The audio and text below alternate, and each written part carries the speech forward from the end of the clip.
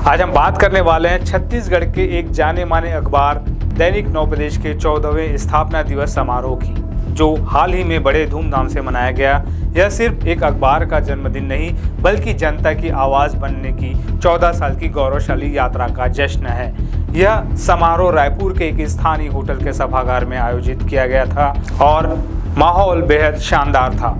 इस खास मौके पर छत्तीसगढ़ के मुख्यमंत्री विष्णुदेव साय मुख्य अतिथि के रूप में मौजूद थे, तो वहीं विधानसभा अध्यक्ष डॉक्टर रमन सिंह ने समारोह की अध्यक्षता की। कार्यक्रम में विपक्ष के नेता डॉक्टर चरणदास महंत और हरिभूमि अखबार के संपादक हिमांशु द्विवेदी भी विशेष अतिथि के तौर पर शामिल हुए। ये सभी दिग्गज एक साथ एक मंच पर थे, जो अपने आप में एक बड़ी बात है। समारोह में एक संगोष्ठी का भी आयोजन किया गया, जिसका विषय था राष्ट्रीय परिदृश्य में उभरता छत्तीसगढ़। सभी वक्ताओं ने इस विषय पर अपने बेबाक और सारगर्भित विचार रखे।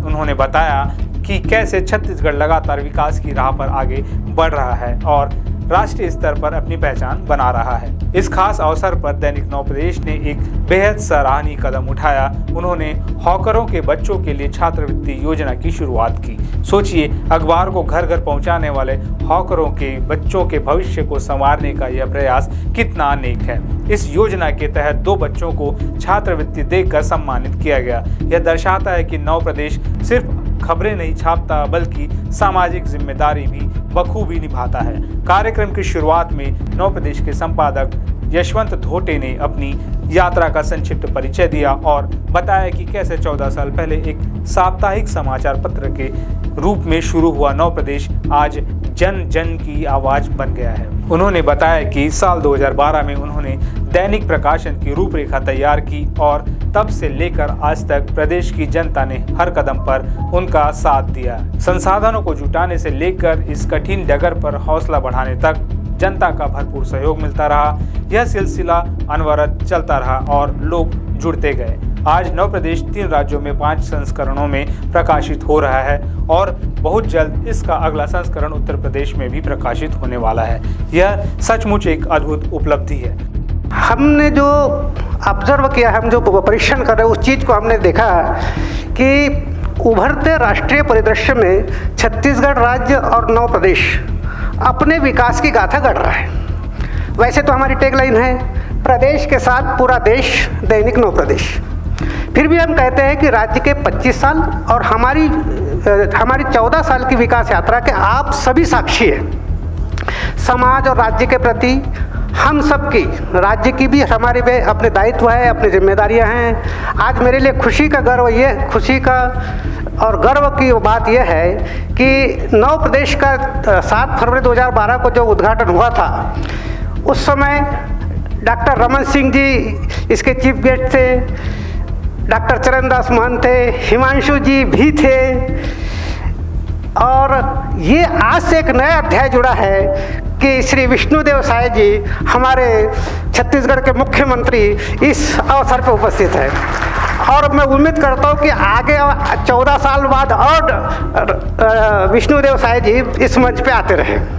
स्वागत भाषण के क्रम को आगे बढ़ाते हुए सबसे पहले विपक्ष के नेता डॉक्टर चरणदास महंत को आमंत्रित किया गया।